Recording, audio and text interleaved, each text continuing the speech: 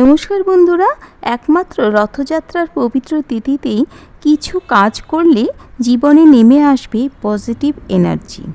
প্রথমত, বাড়ির থেকে নেগেটিভ এনার্জি দূর করে পজিটিভ এনার্জি নিয়ে আসতে রথের দিন কর্পূর ও লবঙ্গ পুড়িয়ে সেই ছাই বাড়ির এক কোণে রেখে আসুন।